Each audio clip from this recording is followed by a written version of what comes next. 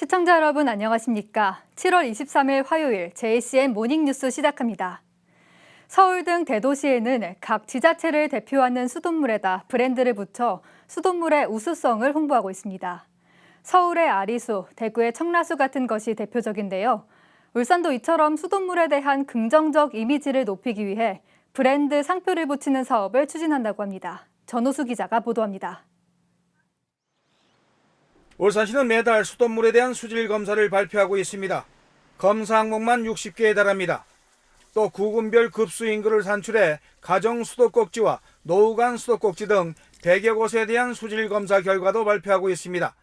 그때마다 결과는 모두 먹는 물 수질 기준 적합 판정이 나옵니다. 믿고 마실 수 있다는 것입니다. 그런데도 수돗물에 대한 불신은 여전합니다. 전부 총량적인 개념으로 보면 수돗물의 음용률이 굉장히 높습니다. 그래서 그거를 본인이 인정 안 하시려고 그래요, 사실은. 하지만 이 같은 수돗물 불신은 울산뿐만이 아닙니다. 이를 개선하기 위해 타 지자체는 오래전부터 수돗물 브랜드를 개발해 수돗물의 안전성을 홍보해왔습니다. 서울시는 2004년부터 수돗물 브랜드로 크다는 의미의 순우리말 아리에 물 숫자를 붙인 아리수를 사용해왔습니다. 부산시는 1년 365일 매일 마셔도 안전하다는 의미로 순수 365를, 대구는 지역 명칭인 청라 언덕에서 딴 청라수를 브랜드 이름으로 붙였습니다. 인천은 하늘에서 내려준 깨끗한 물이라는 의미로 인천 한울수를, 광주는 광주를 뜻하는 빛과 시냇물의 순우리말인 여우를 붙여 빛여우를, 대전의 브랜드 명칭은 이주수입니다. 전국 지자체 가운데 이처럼 수돗물에 브랜드를 붙인 곳은 특광역시 6곳과 기초지자체 25곳 등 모두 31곳에 달합니다. 울산시도 이 같은 수돗물에 브랜드 명칭을 붙이기로 하고 브랜드와 슬로건 공모에 들어갔습니다. 울산 수돗물에 대한 긍정적인 이미지가 심해질 수 있는 계기와 더불어 울산 수돗물에 대한 인식 향상을 위하여 울산 수돗물을 창의적이고 함축적으로 반영하고 특히 백로, 장미 등 울산시 상징 등을 고려한 명칭과 표를 반영한다는 계획입니다. 공모는 오는 8월 10일까지 울산시 상수도 사업본부에 이메일로 접수하면 됩니다. 울산시는 브랜드와 표 명칭 선정에 이어 향후 페트병에 수돗물을 담아 공급하는 병입 수돗물 공급 방안도 장기 과제로 검토하고 있습니다.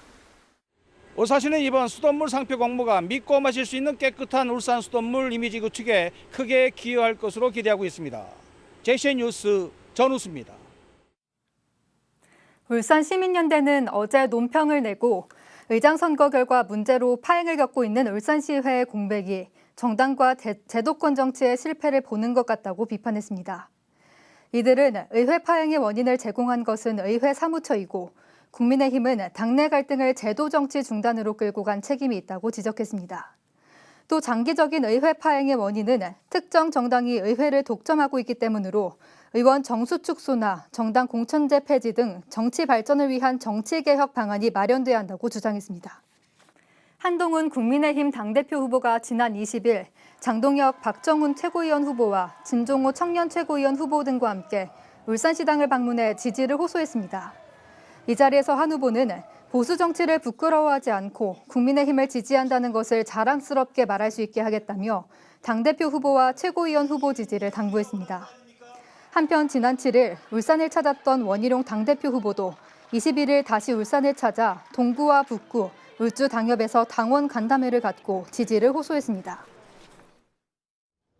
여러분이 우리를 보수 정치를 부끄러워하지 않게 그리고 국민의힘을 지지한다는 것을 어느 지역에 가서도 자랑스럽게 말할 수 있게 하겠습니다. 그러면 우리가 이깁니다. KTX 이음 남창역 정차를 희망하는 범국민 추진위원회가 출범했습니다. 울주군 10개 단체 회장단이 공동위원장을 맡은 범국민 추진위원회는 어제 주민 400여 명이 참석한 가운데 출범식을 갖고 KTX 이음 남창역 정차를 위한 필요성과 정당성을 강조하며 결의문을 낭독했습니다. 앞서 울주군은 지난 5월부터 KTX 이음 남창역 정차 유치 TF팀을 구성했으며 지역 정치권과 함께 국토교통부와 코레일 관계자를 만나 KTX 이음 남창역 정차를 촉구하는 건의서를 전달하고 유치 서명운동도 펼치고 있습니다. 올해 울산 수출이 지속적으로 호조를 보이면서 900억 달러에 재진입할 거란 전망이 나왔습니다. 한국무역협회 울산지역본부에 따르면 올해 상반기 울산 수출액은 하이브리드 차와 윤활유, 선박 엔진의 호조로 전년 동기 대비 6.4%가 증가한 448억 달러를 기록했습니다. 무역협회는 하반기에도 울산 수출은 인플레이션의 점진적 하락과 민간 소비 확대 등으로 전년 동기 대비 2.4% 늘어난 464억 달러가 될 것으로 예상했으며 올해 연간 수출액도 912억 달러로 다시 900억 달러에 진입할 것으로 내다봤습니다. HD 현대중공업 노조가 어제부터 오는 24일까지 파업 찬반 투표에 들어갔습니다. 노조는 임금과 단체 협약 교섭에서 난항을 겪자 지난 18일 중앙노동위원회에 쟁의 조정을 신청하고 임시 대의원 대회를 열어 쟁의 발생을 결의했습니다. 이번 찬반 투표에서 과반 이상이 찬성하고 중노위가 조정 중지 결정을 내리게 되면 노조는 합법적인 파업권을 확보하게 됩니다. 요즘 대부분 가정에 김치냉장고 한 대씩 두고 쓰실 텐데요. 지난달 울산의 한 주택에서 불이 나 2층 한 층을 모두 태웠는데 화재 감식 결과 오래된 김치냉장고에서 불이 난 것으로 확인됐습니다. 라경훈 기자의 보도입니다. 때 아닌 폭염주의보가 발효됐던 지난 6월 말 주택 2층에서 시뻘건 불길과 함께 검은 연기가 뿜어져 나옵니다. 이 화재로 주택 2층 내부가 모두 불에 탔고 한 명이 연기를 마셔 병원으로 이송됐습니다. 경찰 조사 결과 오래된 김치냉장고에서 불이 난 것으로 확인됐습니다. 오래된 이렇게 냉장고 뒤에 전선하고 연결된 부분이 거기가 이제 최초 발화 지점으로 확인이 됐고 냉장고도 보니까 한 20년 뭐 넘은 냉장고라 하던데. 이와 같은 김치냉장고 화재가 해마다 잇따르고 있습니다. 최근 5년간 울산에서 발생한 일반 냉장고 화재는 모두 18건. 반면 김치냉장고 화재는 모두 29건으로 일반 냉장고 화재보다 더 잦았습니다. 이런 가운데 지난해 김치냉장고 화재로 한 명이 숨지기도 했습니다. 소방당국에 따르면 김치냉장고는 일반 냉장고와는 달리 공기를 받아들이는 팬이 아래쪽에 노출돼 있어 먼지가 쌓이기 쉽습니다. 따라서 쌓인 먼지가 전기 스파크와 만나면 화재가 발생할 가능성이 높습니다. 특히 습도가 높은 여름 휴가철, 벽면과 충분한 간격을 띄워 먼지와 습기가 들어오는 것을 예방하고 장기간 집을 비울 때도 주의가 요구됩니다. 냉장고나 김치 냉장고 등 열 교환이 일어나는 가전제품은 주기적으로 제품 뒷면의 먼지를 제거해 주시면서 사용하시는 게 좋고요. 누전 차단기를 일정 기간 동안 주기적으로 정상 동작 여부를 확인하시면서 사용하시는 게 좋을 것 같습니다. 해마다 김치냉장고 화재가 잇따르는 만큼 올해 사용한 김치냉장고는 해당 제조사를 통해 안전점검을 받는 것이 무엇보다 중요합니다. JCN 뉴스 라경훈입니다. 진보당 윤종호 원내대표는 어제 정부 과천 종합청사에 있는 고위공직자 범죄수사처를 찾아 한동훈과 나경원 국민의힘 당대표 후보 2명을 청탁금지법 위반 혐의로 고발했습니다. 고발인은 김재현 진보당 상임대표와 윤종호 진보당 원내대표이며 고발장 접수 현장에는 윤종호 원내대표와 홍의진 청년진보당 대표가 함께했습니다. 윤 의원 등은 지난 17일 모 라디오 프로그램 방송 토론에서 이 두 후보 간 나눈 패스트트랙 사건 공소를 취소해달라고 했다는 내용을 문제 삼았습니다. 윤 의원은 법 앞에 예외 없고 성역 없다는 검찰총장의 말대로 철저히 수사가 이뤄지길 바란다고 말했습니다. 더불어민주당 울산시당 위원장 선거가 고발전 양상을 보이고 있습니다.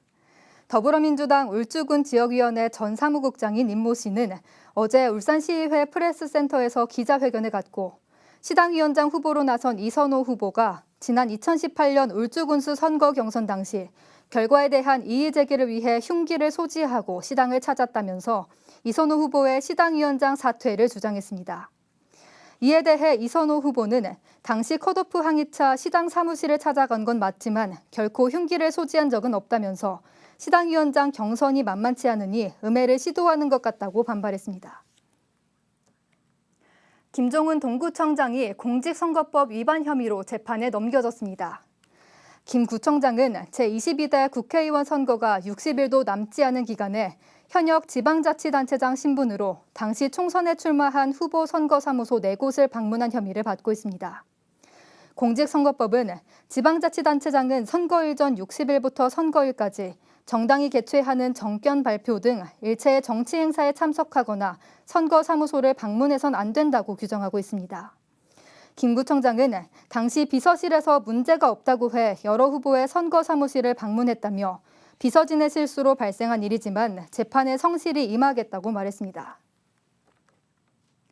울산 남구의회 의장단은 어제 최근 상임위원장 자리를 두고 민주당 소속 의원들과 빚어진 갈등을 조속히 해결하겠다고 밝혔습니다.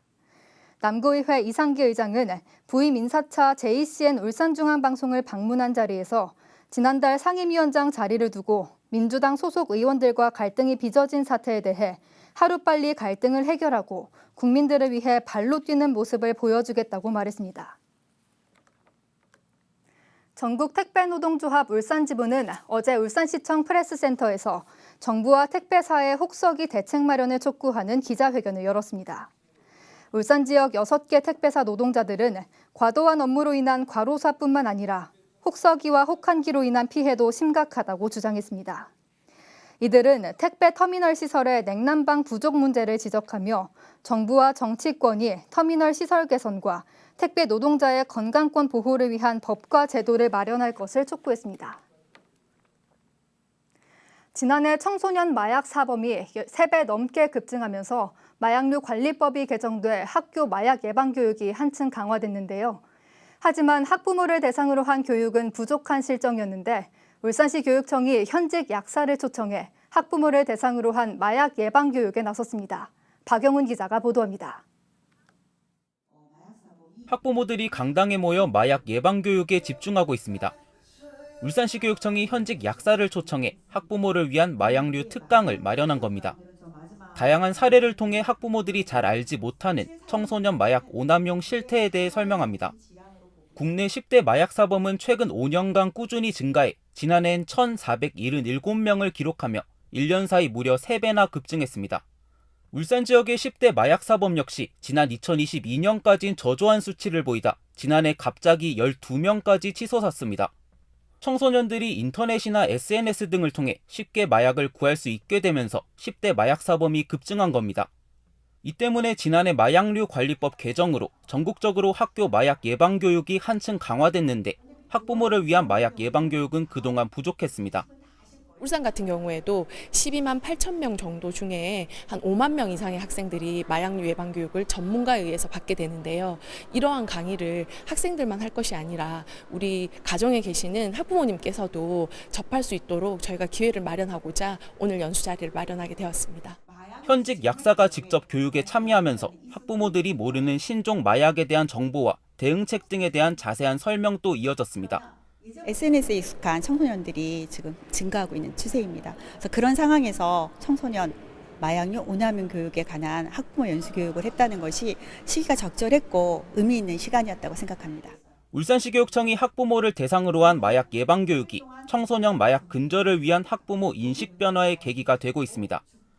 JCN 뉴스 박영훈입니다. 변호사가 아니면서 사건 상담과 고소장을 써준 대가로 돈을 받은 행정사에게 실형이 선고됐습니다. 울산지법 이주왕 판사는 변호사법 위반 등의 혐의로 기소된 60대 A씨에게 징역 10개월을 선고하고 4,300여만 원의 추징을 명령했습니다. 검찰은 공무원 출신인 A씨는 변호사가 아닌데도 고소장을 작성해주는 대가로 2천여만 원을 받는 등 지난 2021년 11월부터 지난해 8월까지 70차례에 걸쳐 고소장 등의 명목으로 4,300여만 원을 받아 챙긴 혐의를 받고 있습니다. A씨는 이미 동종범죄로 징역형의 집행유예 등 8차례의 처벌 전력이 있는 상태에서 행정사를 하며 또다시 범행을 저질렀습니다. 어제 오전 9시쯤 울주군 청량읍 용암리의 한 도로에서 폐석면을 운반하던 화물 트럭이 정차 중인 탱크로리 차량을 들이받는 사고가 발생했습니다. 이 사고로 탱크로리 운전자 50대 남성 A씨가 중상을, 화물트럭 운전자 40대 남성 B씨가 경상을 입어 병원으로 이송됐습니다. 당시 탱크로리 운전자 A씨는 차가 고장나 갓길에 차를 세우고 차 앞쪽에 서 있다가 화물트럭에 충돌된 본인 차량에 치인 걸로 전해졌습니다. 경찰은 정확한 사고 경위를 조사 중입니다. 울주군청 장애인 댄스 스포츠팀이 지난 21일 전남 여수시 장애인 국민체육센터에서 열린 제15회 여수 거북선배 전국 장애인 댄스 스포츠 대회에서 2개 부문 우승을 차지했습니다. 전국 10개 시도 선수들이 참가한 이번 대회에서 울주군청팀은 장혜정, 배정부 선수가 출전한 콤비 스탠다드 5종목 클래스 1과 황주희, 손재웅 선수가 출전한 콤비 스탠다드 5종목 클래스 2 등 2개 부문에서 각각 1위를 차지했습니다. SO일은 어제 울주군 자원봉사센터에 이웃돕기 성금 7천만 원을 전달했습니다. 전달된 성금은 울주푸드뱅크 마켓을 통해 울주군 저소득층 가정에 식품과 생활용품을 지원하는 사업과 사랑의 먹거리 나눔 활동 등에 쓰입니다. 울산시가 중소벤처기업부의 2023년 스마트 공장 보급 확산 사업 성과 평가에서 3년 연속 최우수 등급을 받았습니다. 스마트 공장 보급 확산 사업은 제품의 기획부터 판매까지 모든 생산 과정을 ICT로 통합해 최소 비용과 시간으로 고객 맞춤형 제품을 생산하는 사람 중심의 첨단 지능형 공장을 구축하는 사업을 말합니다. 울산시는 지난해 지역 내 15개 기업을 선정해 국비와 시비 등 모두 12억 9천만 원을 지원했습니다. JCN 모닝뉴스를 마칩니다. 함께해 주신 여러분 고맙습니다.